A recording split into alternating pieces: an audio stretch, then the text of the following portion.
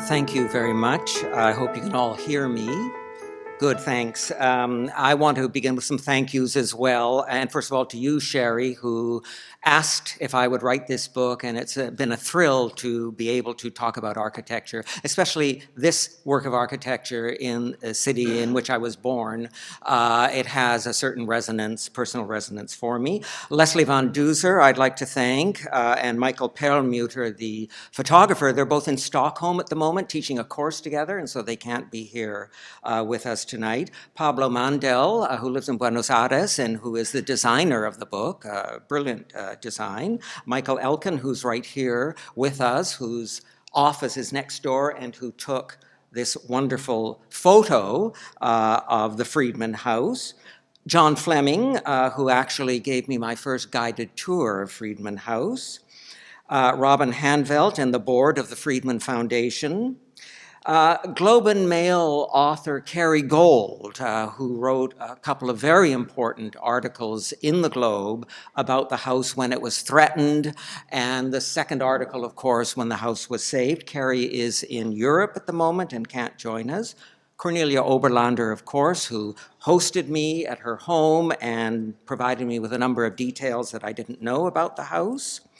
Cornelia's work has become recently the object of a book by Susan Harrington, who teaches in SALA at UBC.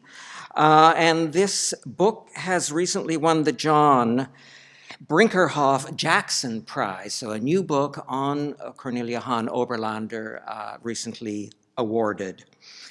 Niels and Nancy Benson of Inform, who are our gracious and generous hosts this evening, and Cody Fauser and Maria Urbina Fauser, the new owners of the house. And as I begin, it's, I think, useful and important for us to remember where we're situated, which is to say on the ancestral and unceded lands of the Coast Salish peoples. We are also in the 1906 Kane Building, which was reconstituted in 2005 by Busby Associates with Omer Arbel as project architect. I was just this afternoon reading a review of the collected works of the great French philosopher Michel Foucault. And Foucault once said that it is very, very difficult for the present to completely disown the past. And that made me think of something that McLuhan said to me many years ago, which is that all that is old shall be new again. And this brings me directly to Friedman House. Friedman House has a number of connections to UBC. It's situated on the endowment lands, so just west of Blanca, in that part of the endowment lands that is known as Little Australia because a lot of the streets are named after Australian places. It's on what I call the old Chancellor Boulevard, the Chancellor Boulevard that you used to go along when I was a student in 1967 at UBC, but they since built the extension of 4th Avenue. So it remains actually in a delightful little enclave, but this caused enormous problems when people such as Cornelia Oberlander were trying to get a heritage designation for the house, because it's not in Vancouver. It's actually in the province of British Columbia. And so it was impossible to get a heritage designation for it, which caused, of course, a good deal of worry that the house might be destroyed. The house was built, completed in 1955 for Sidney M. Friedman and Constance Livingston Friedman, both of whom were foundational figures in the Faculty of Medicine at UBC, Department of Anatomy. Constance Friedman wrote and taught about histology, and together they wrote more than 200 academic papers. The house was designed by the founding director of the UBC School of Architecture, Frederick Lasserre. One of his very few domestic works that we're aware of. He also designed International House on the UBC campus. And of course, the landscape architecture was done by Cornelia Oberlander, her first commission. So very, very important house historically for the city and for the history of architecture and landscape architecture in Vancouver. Now, if you're not familiar with the area, there's a little triangle down there where Queensland Road meets Chancellor Boulevard, and that triangular plot, about 11,500 square feet, is where Friedman House is located. So it's a very interesting plot. It's also on a rather steep incline. And this made some difficulties for the landscape architect that were brilliantly overcome, but it also allowed the house to have 3 levels. Okay, so the spatial complexities of the house are very, very interesting. There are the Friedmans as the house is being built just before 1955. There is the completed house with the, of course, greenery not yet fully established as it is today.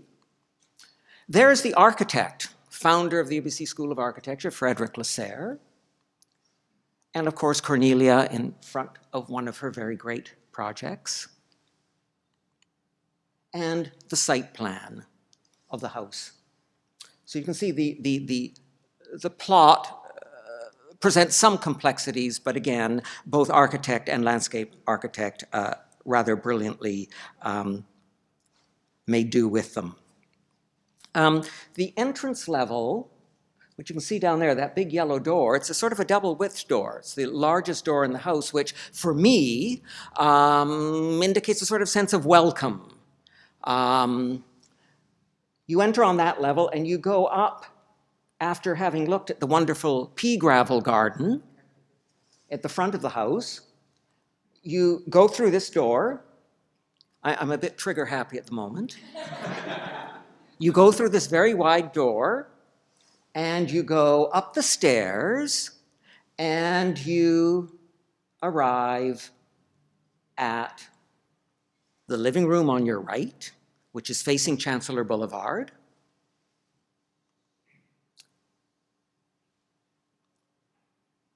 And that's the living room looked down upon by a very interesting feature of the house as a little mezzanine level. So that's the 3rd level of the house. You see it up there with that sort of aquamarine couch there looking up to the mezzanine level. Fireplace. The mezzanine now looking down towards the dining room and the kitchen area. And the mezzanine level.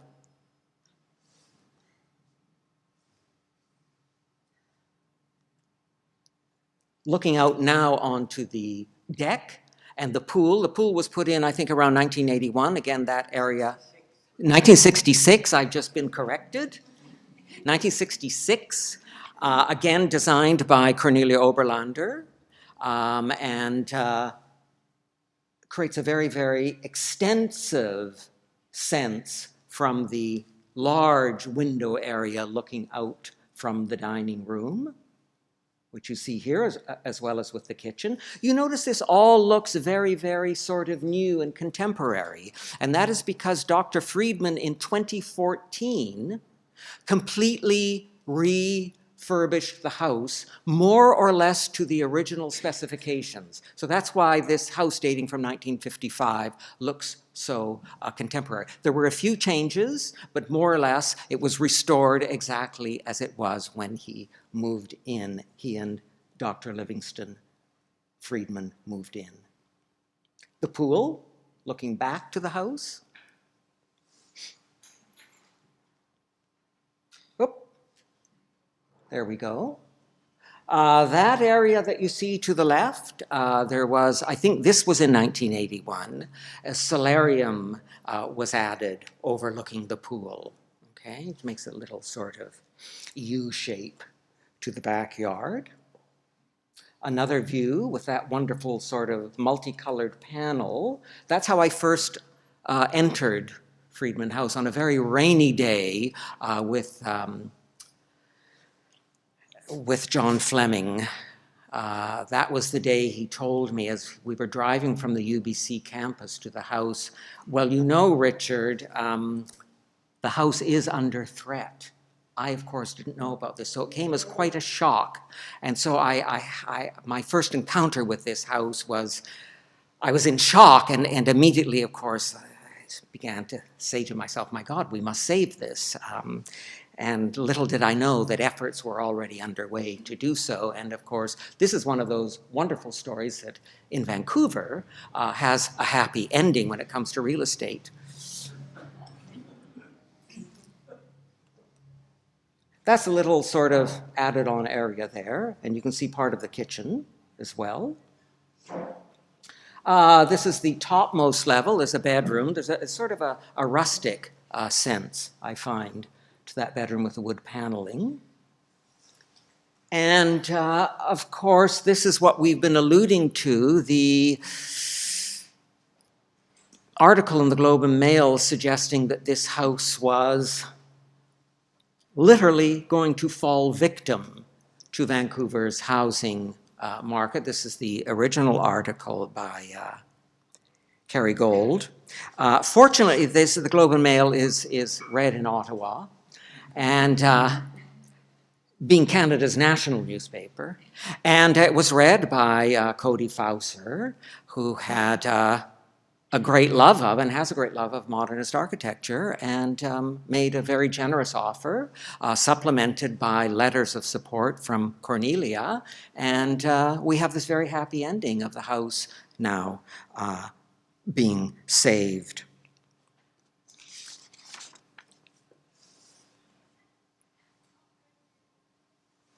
Tech.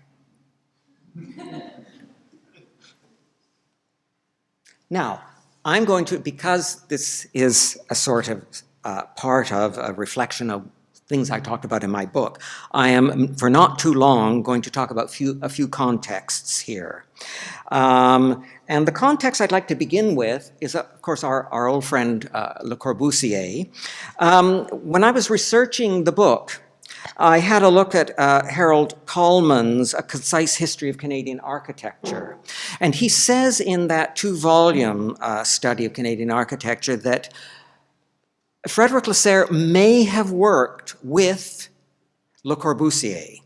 And I found that very, very interesting, given what we know about Le Corbusier's so-called 5 points of architecture. And Le Corbusier said that there are certain qualities that distinguish a modernist home. And among these, he included pillars. It must be supported at least in part by pillars. There must be an absence of supporting walls in the vaulted, in the house, and there is in the vaulted part of Friedman House. And there should be a horizontal expanse of windows on the front part of the house, which there also is. And I wonder if Lasserre was alluding to Corbusier's 5 points.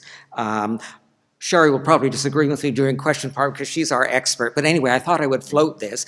I find it interesting that if so, Lasserre sort of tweaks the Corbusian principles every time he uses them, but we can save that for the discussion.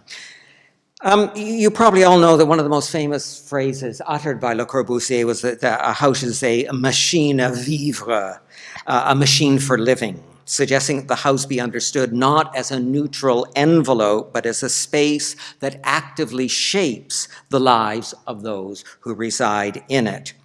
And this idea has a very long history. You can trace it back to Pliny the Younger, who had a couple of villas outside Rome.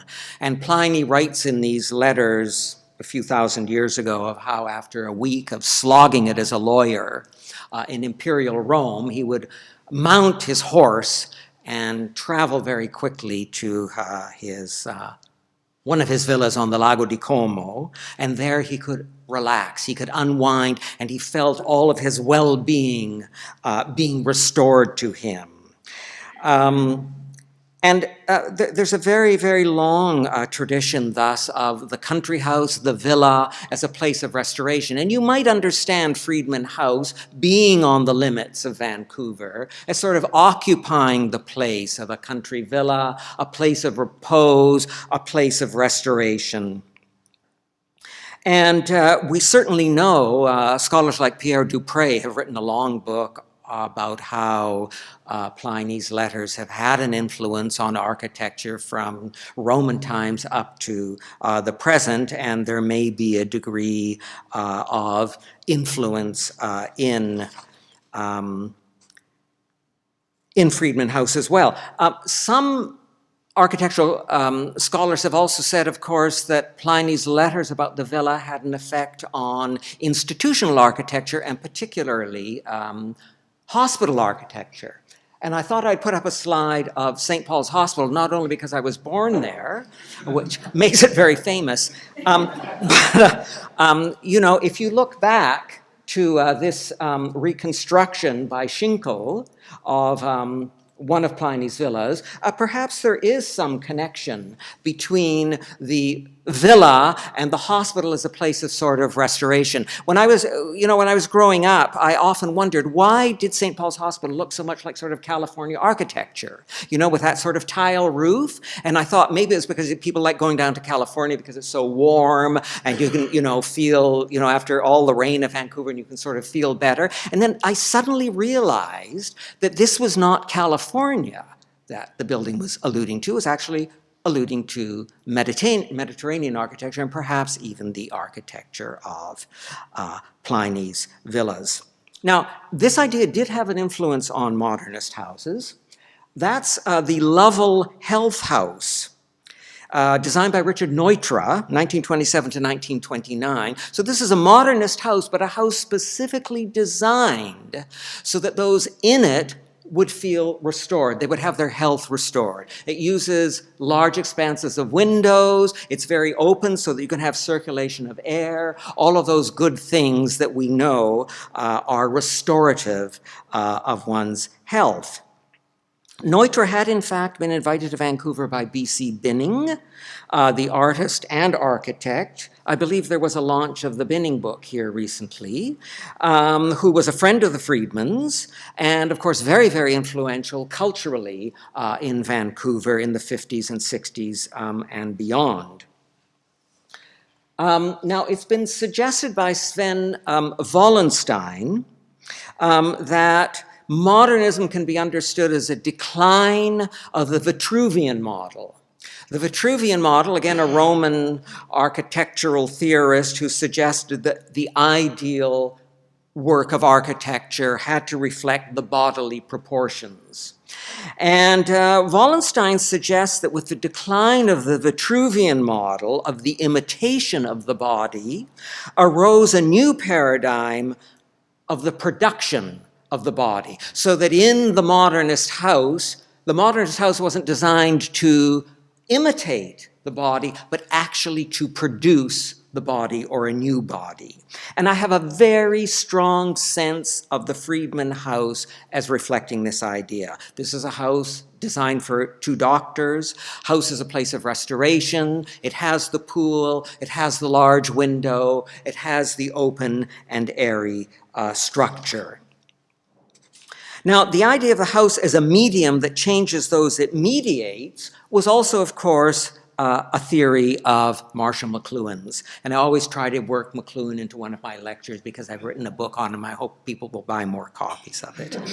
Like Neutra, McLuhan had quite a considerable following in Vancouver in the 1950s and beyond. Few people know that his famous statement, "The medium is the message," was actually uttered at UBC in 1958 at a gathering of the National Association of Broadcasters. The story, as McLuhan told it, was that he was staying with a friend in Fairview when it was still houses, and as they were going down the front steps, the friend was going to drive Marshall to UBC, because of course Marshall never learned to drive. The friend asked him, "Marshall, what are you going to tell the broadcasters about?" It was clear to him that McLuhan had never given a moment's thought to this. So he stopped on the front steps and he said, "Well, I'm going to tell them that the medium is the message. So it was actually uttered first here in Vancouver. McLuhan loved Vancouver because it provided him with a less, how can I put it, stodgy atmosphere than the one he had in Toronto. He was here many, many times, again, many times at the invitation of B.C. Binning.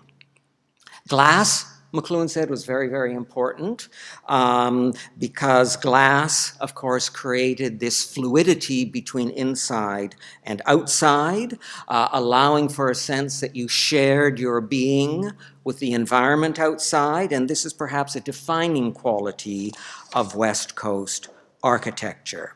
As McLuhan put it in Inside the 5-Cent Sensorium, which he published in the Canadian Architect in 1961, quote, "In an electric environment of global information, the interchangeability of out of doors and indoors is inevitable." The effect of the modernist house was not only physical, however, but also social. And this is reflected by the many stories of convivial gatherings in the Friedman's living room, as well as by the Friedman Scholars Program, which seeks to promote openness and conviviality among those scholars it supports in the health sciences. This program, along with the house, is the lasting legacy of Sidney M. and Constance Livingston Friedman. Thank you very much.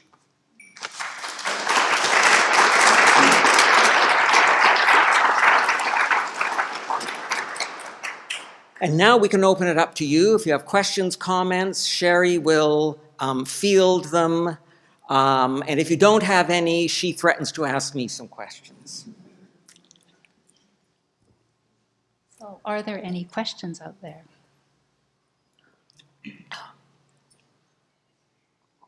If I may add something, I believe that Fred Lasserre was a member of CM, Congrès International des Architectes Modernes. Yes. And that's how he got in touch with Corbu, because my late husband was the professor of architecture under Fred Lasserre. Aha. Thank you, Cornelia. Very useful. Yeah. And thank you. I remember these discussions. Very useful, thank you. We have a confirmation.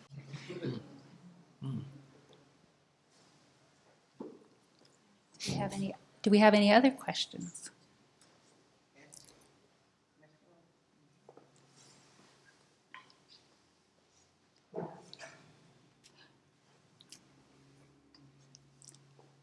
Well, I'll ask you one. Please. One of the things that's quite evident from the images of the house is how there seems to be a real effort to extend it out to the landscape. Yeah. And the landscaping is in some ways what makes it different from a Corbu, among other things. Yes, very good point.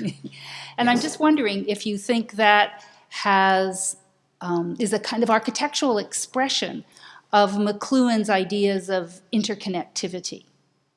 I would say to a certain extent, and of course we know that it wasn't just McLuhan. I think probably Neutra was much more influential, given when he was here, given that it was Binning who was inviting him, I think first time in 54 and then maybe in 56.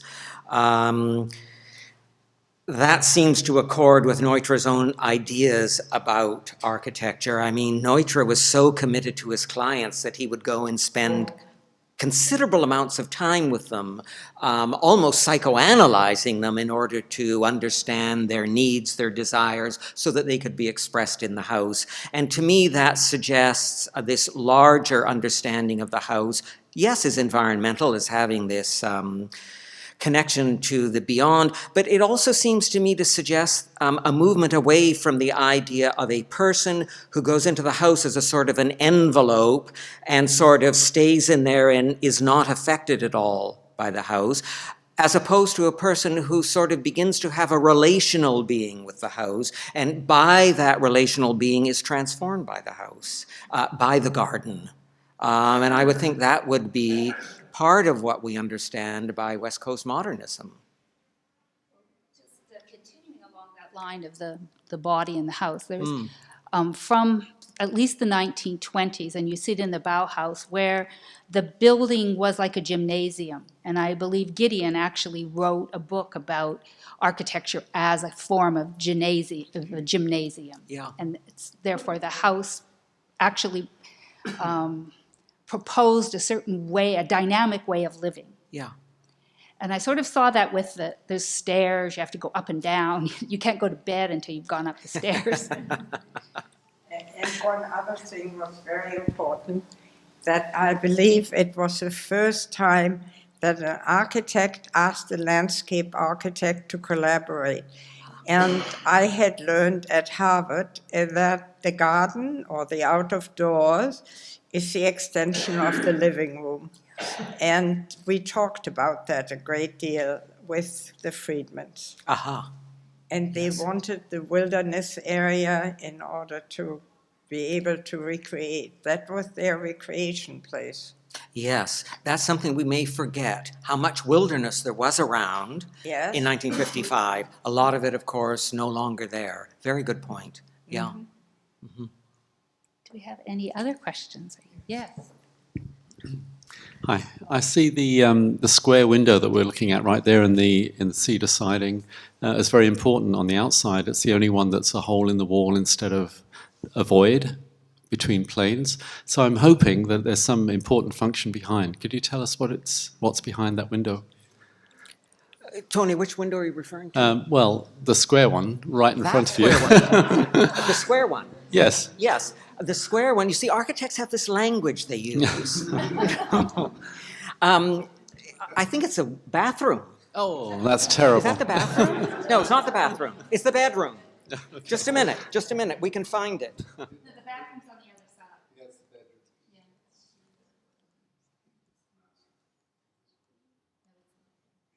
Yeah, there it is. Yeah, it's the bedroom. Okay, thank you. Andrew has a question. Andrew has a question. I have a comment, actually. Yeah. I don't know this house. I had a quick look at the plans in the book, and I've been looking at the pictures. If you could put back the view from the street, I find the entrance peculiar. Back one more. There we go. It's an odd entrance. I would have expected that you would enter into the living room, that you would have made your way up outside the house, in the outside spaces, and entered there. But given, if you wanted to come in sort of flat on the lower level, I would have expected something to have been done, of a wall to have come out on the right, you know, that held up the garden at the upper level on the right, and made more of a kind of an entrance procession, you know, promenade, if you must, Corbusier this house. I don't see much Corbusier in the house myself. No. But it strikes me as an early post and beam, you know, of that West Coast kind. Yeah. And certainly 55 is pretty damn early. Yeah. But What would you expect to see looking that way? Would you expect to see the door at the end of that promenade? well, some way of indicating. I mean, if you look at it from here, Yeah.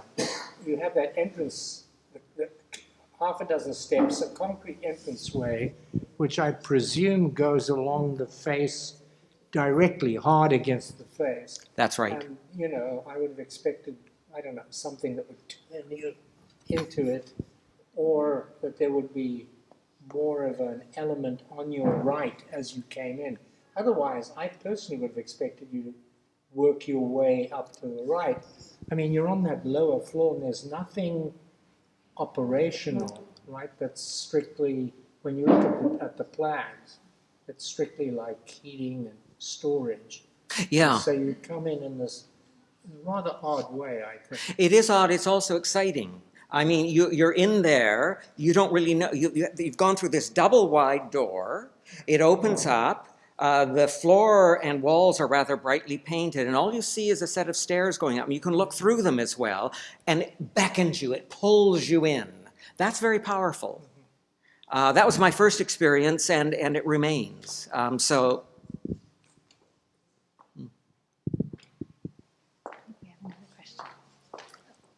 Just further to Andrew's comment, the address of the Friedman House is actually Chancellor Boulevard. So that's why the entrance has to be off Chancellor Boulevard and not the entrance that Richard took to go into the house, which is actually around the corner.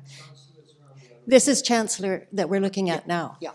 Yeah, but the entrance of the yellow door is right between. Yeah. The two It's between the two. The entrance is actually between the two, and you can use either. Yeah. So the Chancellor address, the actual listed address of the house, is what you see here, and it's really the formal entrance. I don't know that very many people used it because everybody went around up the street. There's a pie-shaped lot, so you go up Queensland, and you can now enter the house the way Richard did, which is at the rear of the house, actually, because the house faces two streets. Yeah. Fronts on.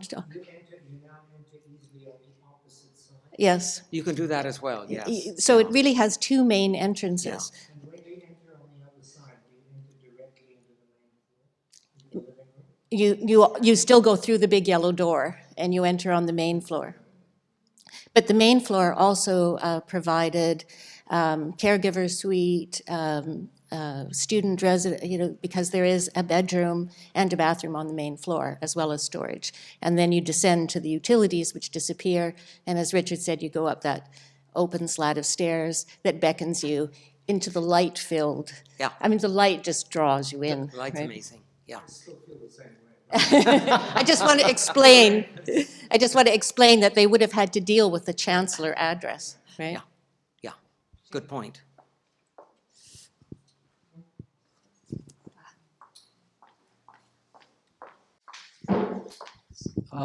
You showed the Villa Savoie and the Pilaté, etc., and I see no connection to that Friedman House to the Villa Savoie. Maybe you can explain the connection. The windows are totally different. There's no Pilaté. Well, there are some. But they're not obvious. Well, that's to Lasserre's credit, I suppose. But I was suggesting that there might be a sort of reference to Corbusier, but at the same time a sort of movement away from or tweaking of. There seem to be some elements there. Okay. There is the rectangular set of windows, but they're made to conform to a sort of triangular shape. There are pillars, but they're not the supporting pillars that you do see in Villa Savoie, and you're quite right about So that. on this view, I don't see it at all. But maybe there's more I can't see from this view. I can also say that Le Corbusier didn't always follow his own five. Yes. Do we have any other? I think one of the other issues that this house brings up is the amount of energy it took and dedication to actually save this house. Yes. And its heritage is a real concern right now because so many of these modern houses were quite modest in their scale. They often only have one bathroom, which seems to be the main point for demolishing the whole thing. But these houses are, although modest, are so often quite exquisitely detailed and very carefully cited. And so I'm curious, because I know you've been involved with some of the kind of heritage issues at UBC on the campus, and I'm wondering if you have any insights into how that operates at that level, at the university level, maybe. Well, the only one I've had connection to really was the old library. So that's the old UBC library, it's the one made out of stone. And as we were approaching 2008, which is the centennial of the University Act, I was involved in organizing a conference at UBC to be held in conjunction with that centennial, and there was a push to get a heritage designation for the old library to be declared during this conference, and we just were stonewalled on it. They said no, it's in a provincial jurisdiction, and we're not doing that. And I don't believe there is a plaque on that library. It was saved, although it was saved in a curious way because it's now got two rather large glass wings extending from it. Amputated, right, yes, cut. But it's very, very difficult to, as certainly Cornelia knows, who tried very hard to get a designation for the Friedman House. It's very, very difficult. Yeah, and some other houses in the UBC Yeah. area which were knocked down overnight. Yeah, yeah. It's dreadful. It's awful. So, I mean, dare I say, I don't know what our provincial government is doing, but maybe with our new minority government, some attention will be given to the heritage of this province. Actually, Cornelia makes a good point. There are a number of modernist houses of this period that are in the endowment lands. Yes. So if you want an afternoon strolling, you can view a whole number of them from that period that were built on the endowment lands. A tour would be a big success. I would buy a ticket. You would? I think you should lead it, Andrew. No, I couldn't lead it, but I'd go. There are many in this neighborhood of that period, Yes. and some of them have Cornelius Gardens as well. Well, there was one house next to Peter Nemetz's house that was built by Kay Wisnicki, who graduated from McGill in 1945. And it was there. And one day I come back, it's gone. And there's a monster on the site.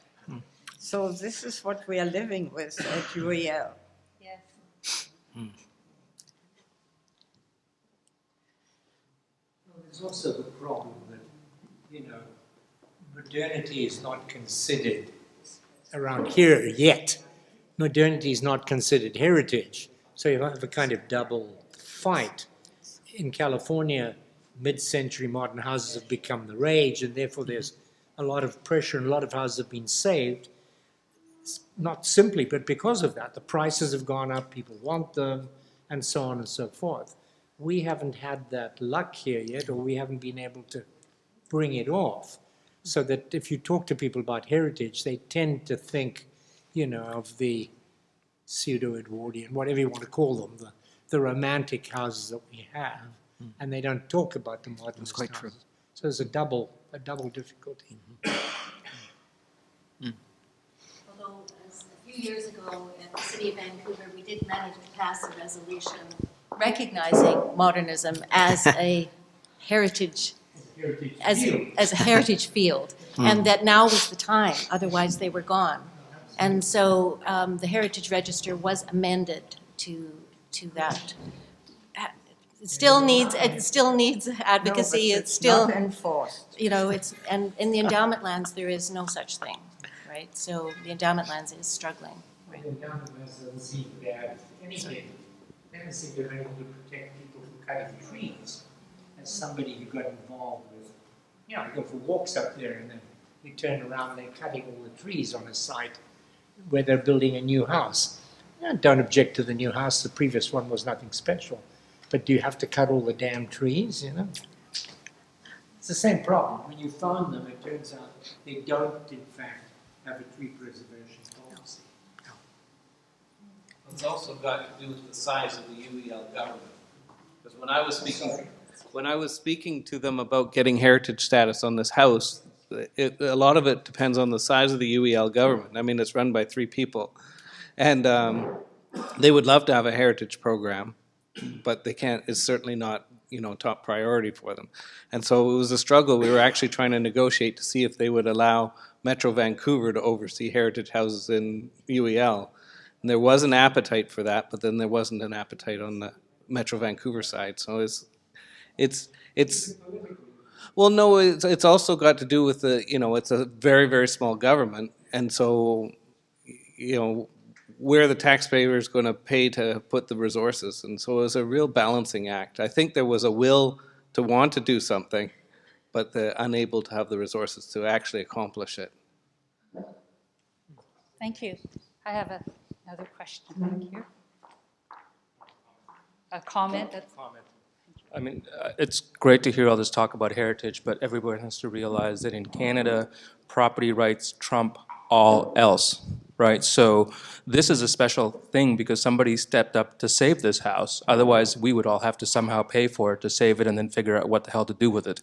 And so this is a very important thing that happened to this house, and I think that's what makes it special, that we're able to preserve it, and that, you know, they've hired somebody good who's, you know, hopefully going to do a good job, and so they've really sort of been committed to renovating this house in such a way that it's going to work.